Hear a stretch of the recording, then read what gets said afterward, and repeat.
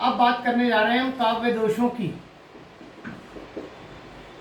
वैसे तो साहित्य में दोष बुरे माने जाते हैं और दोषों पर प्रश्न भी न के बराबर आते हैं, लेकिन किसी एक आध परीक्षा में ये आए भी हैं। इसलिए इनकी बात हमें करनी है। ठीक है, सबको सही से दिखाई दे रहा हूँ? मैं एक बार चेक कर लेता हूँ।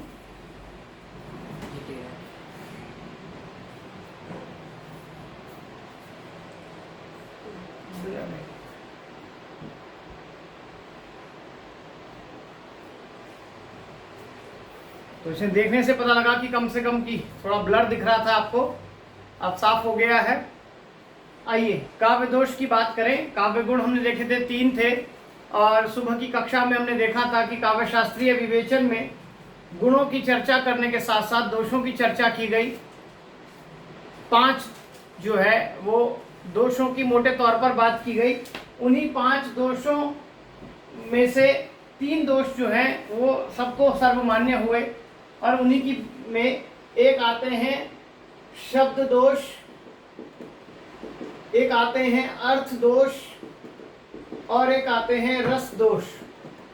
ये 3 प्रकार के दोष हैं जो बाद में सब लोगों ने मान्य हुए, और इन 3 में भी शब्द दोष की चर्चा ही एग्जाम में अगर पूछता है तो, बाकी इन 2 की चर्चा नहीं करता है, लेकिन फिर भी हम आपको तीनों की चर्चा करेंगे। शब्द दोष का मतलब क्या है? जहाँ किसी शब्द के कारण दोष उत्पन्न हो वहाँ शब्द दोष की स्थिति होगी। शब्द यानी वही पद व्याकरण की दृष्टि से जिसकी हम बात कर रहे हैं, और अगर अर्थ की दृष्टि से होगा तो वहाँ क्या होगा? अर्थ दोष होगा। ठीक है, इसे भी ध्यान रखना है।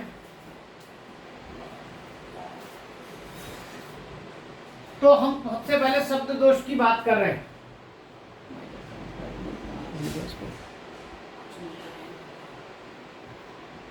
शब्द दोष, इसमें हम सबसे पहला दोष की बात कर रहे हैं शब्द दोष में, वो है दुःश्रवा दोष।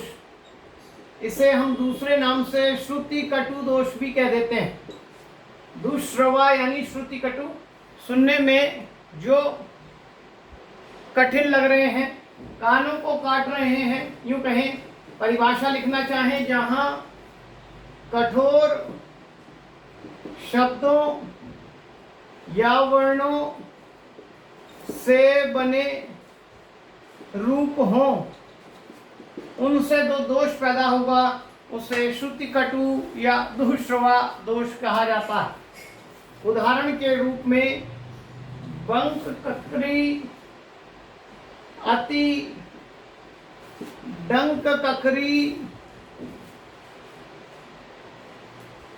अस, संक ककुली, खल।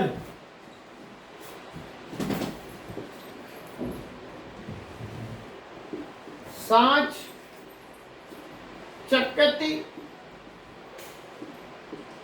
भरोच, चलिए, विमोच, चख, जल। ये जो द्वितीय व्यंजन का रूप है, ये श्रुति कटु का रूप है।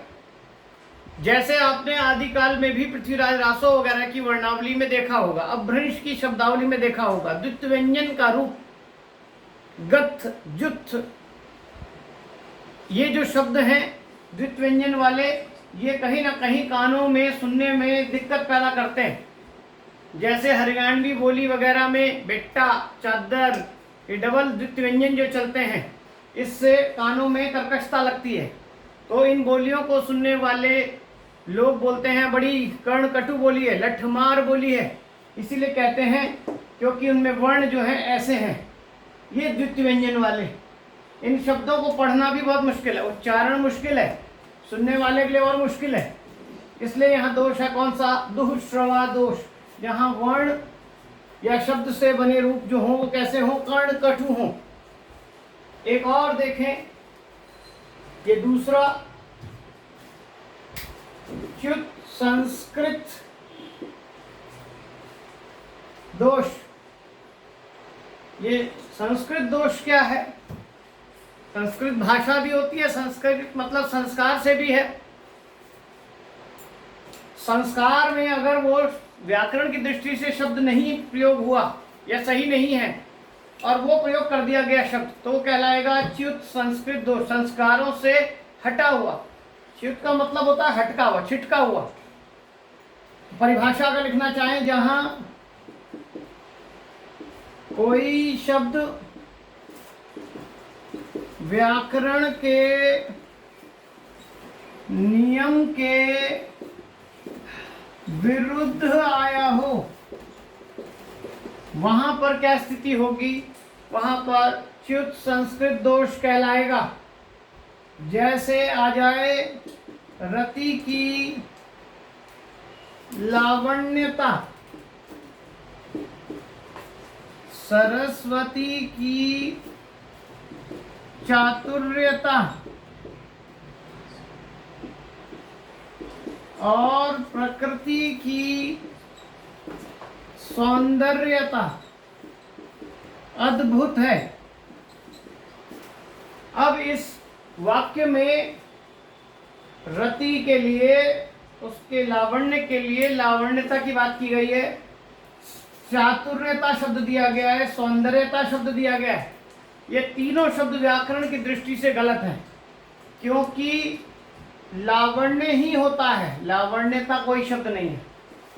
चातुर्य होता है, चतुरता होता है, लेकिन चातुर्यता कोई शब्द नहीं होता। सुंदर होता है, सौंदर्य होता है, सौंदर्यता कोई शब्द नहीं होता है।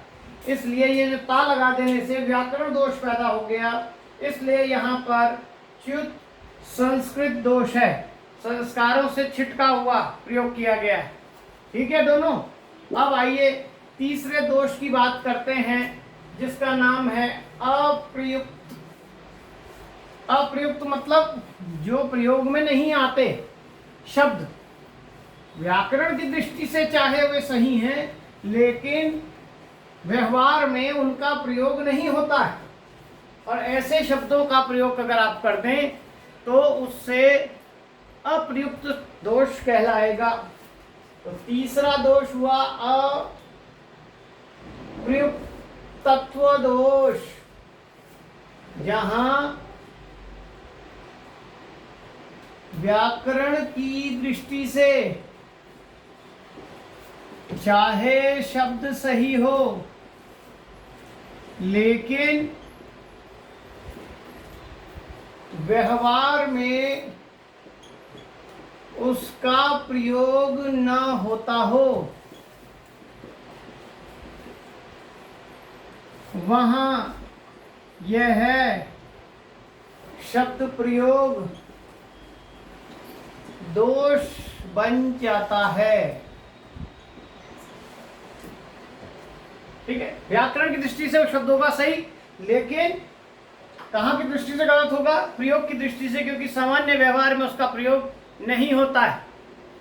उदाहरण के लिए, अग पर पलवग बैठे हैं। क्या आप इस वाक्य से बता सकते हैं कि इसका क्या अर्थ है? आप नहीं बता सकते। अग मतलब होता है जो गमन नहीं करता, उसे वृक्ष कहते हैं। ये वृक्ष का एक पर्याय है अग। और पलवग किसे कहते हैं? बंदरों को। इस वाक्य का अर्थ हुआ वास्तव में वृक्ष पर बंदर बैठे हैं। अगर ये बोला जाता वृक्ष पर बंदर बैठे हैं, सबके समझ आता अर्थ, वो शब्द सही होता। लेकिन यहाँ कह दिया अग पर पलवग बैठे हैं, तो किसी के अर्थ समझ नहीं आएगा कि वक्ता क्या कहना चाह रहा है। तो ये जो दो शब्द हैं व्याकरणिक दृष्टि से सही हैं, लेकिन प्रयोग में नहीं है, प्रचलन में नहीं है, व्यवहार में नहीं है, इसलिए इनका प्रयोग सही नहीं है, जिसके कारण यह दोष पैदा हुआ अप्रयुक्तत्व दोष।